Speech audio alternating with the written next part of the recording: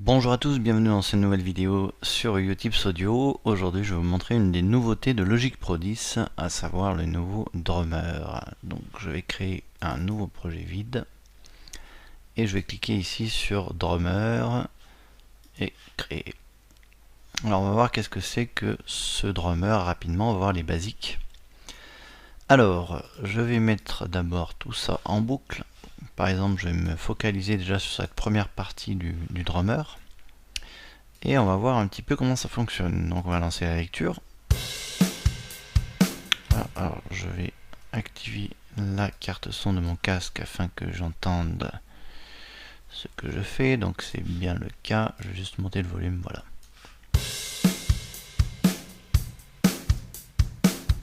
Donc vous voyez qu'il faut cliquer en fait sur une région pour avoir cette petite boule disponible. Si j'avais pas la région de sélectionner, ça ne peut pas marcher. Donc voilà, je clique et chaque région est indépendante. Donc on va se concentrer sur la première. Et en fait, l'idée, c'est que vous avez un batteur ici qui va jouer dans un style. On verra plus tard qu'il y a plusieurs styles disponibles de batterie. Et ici, vous avez plusieurs presets qui vont vous modifier à chaque fois les rythmes. Donc on va les essayer. On va en essayer un autre.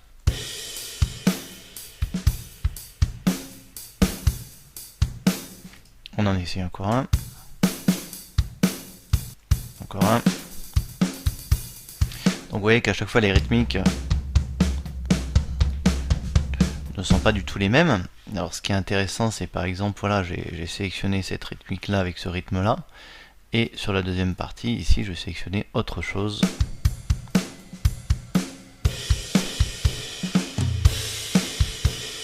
Ce qui fait que je vais avoir une rythmique ici différente de celle-ci.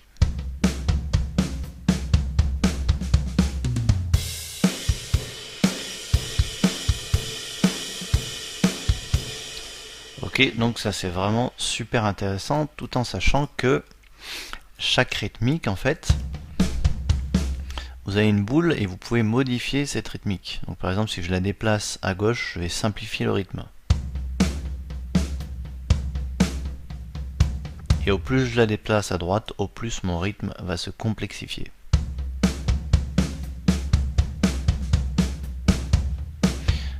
Et au plus je le descends en bas, au plus il va être, on va dire, doux, avoir une dynamique un peu plus faible.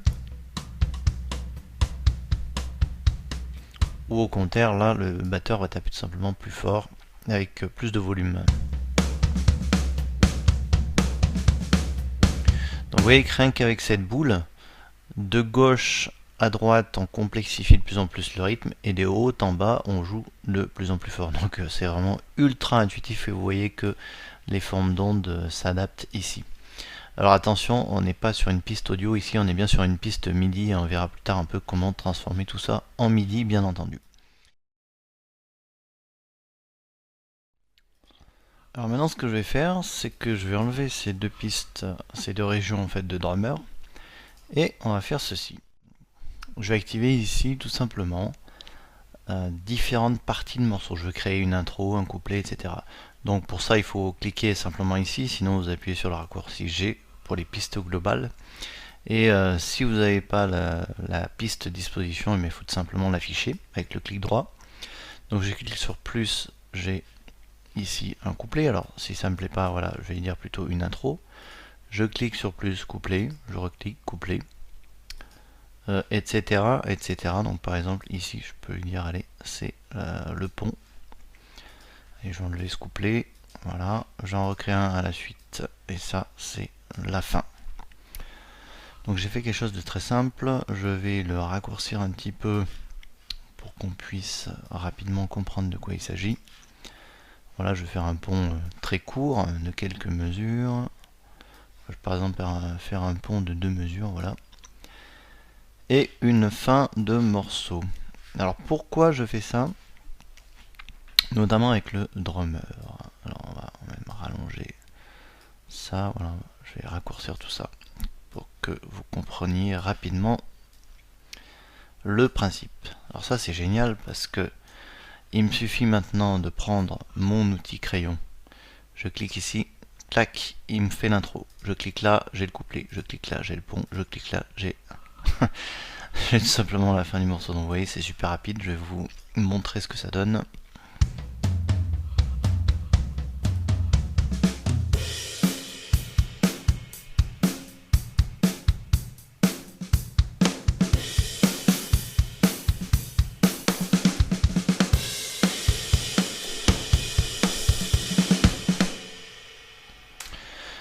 Donc vous voyez, c'est super. Si vous avez déjà un morceau que vous avez composé par exemple avec, je sais pas moi, un piano, une guitare, il y a déjà tout, vous connaissez déjà la structure, c'est-à-dire l'intro, couplet 1, couplet 2, pont, etc. Vous pouvez déjà établir la structure, hop, posez vos parties de batterie et bien entendu après vous adapterez vos parties de batterie à votre morceau. Ok, donc pas de souci. Si l'intro ne vous plaît pas, on va travailler par exemple sur l'intro. Donc je fais commande U pour me mettre en boucle dessus. Voilà, par exemple, je sais pas moi, si vous voulez changer le rythme de cette intro, ça peut être ça. Hein. Ou peut-être plus simple. Voilà, par exemple, si vous voulez, par exemple du charlet, vous voulez pas des tomes. Voilà, votre intro, ça peut être ça. Etc. Vous allez changer après votre couplet. Et etc. etc. Voilà, c'était ce que je voulais vous montrer. C'est que en fonction de la structure que vous définissez ici, vous pouvez avoir des parties de batterie associées à chaque fois.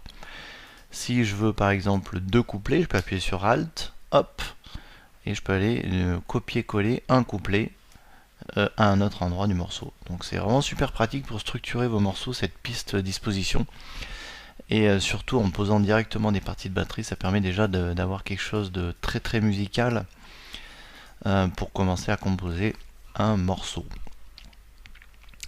Alors comment ça marche concrètement pour composer une rythmique de batterie? Il faut déjà définir la rythmique qui va vous plaire. Alors pour trouver une rythmique qui vous plaît, il faut déjà être à peu près dans le style qui vous plaît. Donc là pour l'instant dans ce tuto on va rester dans le rock et on va avoir la possibilité par contre d'avoir plusieurs batteurs dans le rock. Donc on va changer de batteur pour voir. Voilà. Et on va voir ce que ça donne.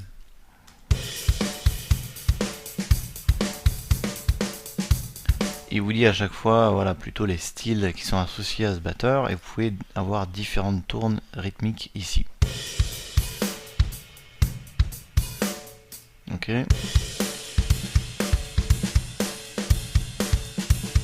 Alors si par exemple ce rythme là vous convient mais vous voulez une alternance grosse caisse claire différente, vous pouvez très bien vous mettre comme ça. C'est-à-dire qu'il va faire un coup de grosse caisse sur le temps et la caisse claire sur le troisième temps par exemple.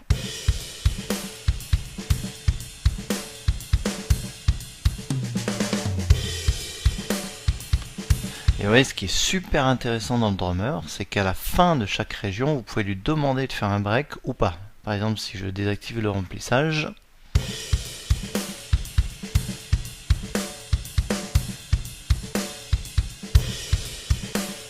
voyez que j'ai pas de break à la fin. Si par exemple je mets du remplissage, j'en mets un petit peu.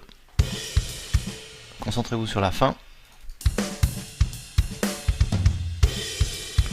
Voilà, et du coup, ce break de fin, on peut le changer juste en montant ce bouton et vous avez vraiment beaucoup de possibilités. Donc ça, c'est vraiment génial, je peux carrément abuser.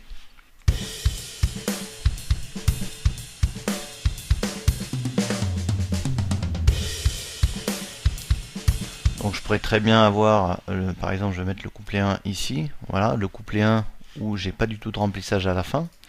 Et à la fin du couplet 2, et ben, avant d'aller sur le pont, au contraire, là, je vais mettre du remplissage. Donc ça donne ça.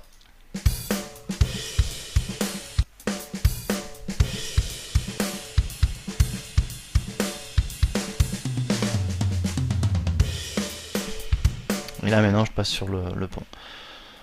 Donc vous avez énormément de variétés de rythmes comme ça, déjà en variant juste ce paramètre, en fait, l'alternance grosse caisse claire, en plus d'avoir des rythmes plus ou moins simples ou complexes ici. Donc franchement, vous allez pouvoir vraiment faire exactement tout ce que vous voulez, quoi.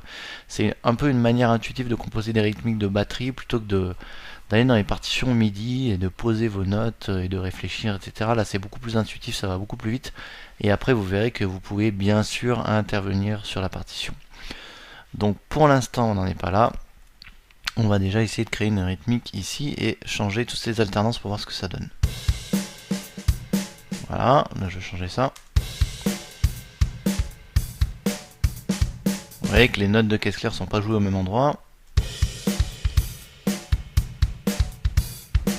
Là, on est vraiment grosse caisse, caisse claire, grosse caisse, caisse claire.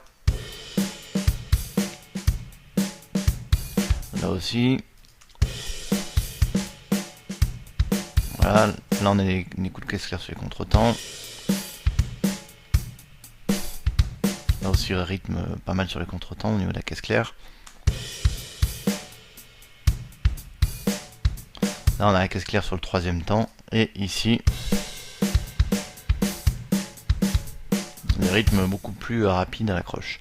Donc avec ça, et bien entendu, voilà, ça suit tout à fait le tempo. Alors là j'ai plusieurs tempos, je vais les enlever. Ça suit tout à fait le tempo, vous augmentez le tempo bien entendu. On va avoir un tempo plus lent, je vais me mettre en 90 par exemple.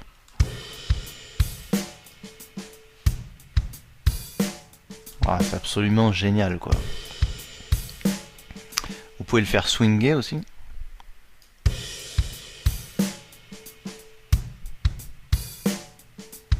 Je vais augmenter le swing.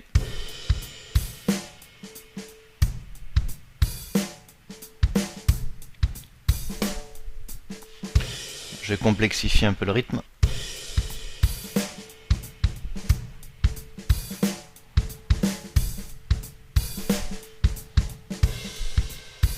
Voilà, je trouve que ça swing un peu trop. Je vais mettre quelque chose de plus doux. Ok, je peux réaugmenter le tempo si j'ai envie.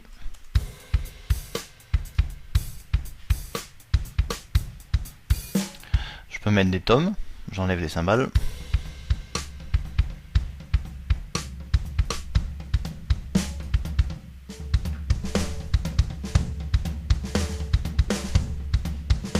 Je vais mettre du remplissage à la fin. Ah, du coup j'ai un break qui se met là, je peux carrément encore abuser pour que vous voyez bien ce que ça donne.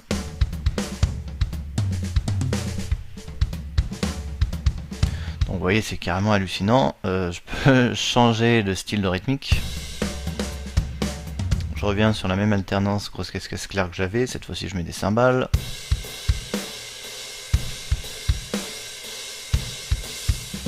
Je peux jouer plus doux.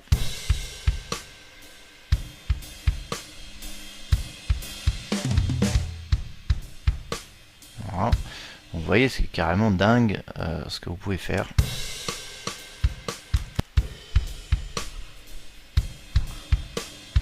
Vous avez plusieurs sons à chaque fois.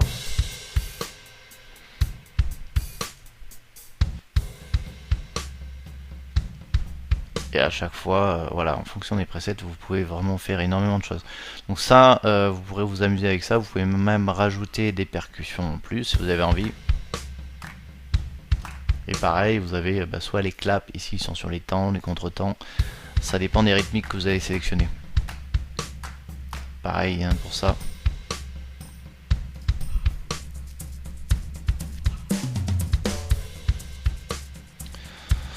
Vous voyez, c'est carrément génial. Et l'instrument virtuel qui joue le drummer, c'est lui. C'est tout simplement le Drum Kit Designer. Voilà, donc ça on le verra dans une prochaine vidéo. Mais j'espère déjà que vous avez compris comment on modifie une rythmique. Je rentrerai plus dans les détails dans un prochain tuto. Et on verra comment on peaufine tout ça, toutes les options avancées qu'on a. Et comment on fait pour accorder sa batterie, l'avoir en multipiste, choisir différentes kits de batterie, faire jouer tout ça par exemple par contact ou par Z-Drummer, etc. Donc il y a encore énormément de choses à voir sur le drummer, mais j'espère que pour les bases, vous aurez compris. Merci d'avoir suivi ce tuto et à très bientôt sur Utips Audio.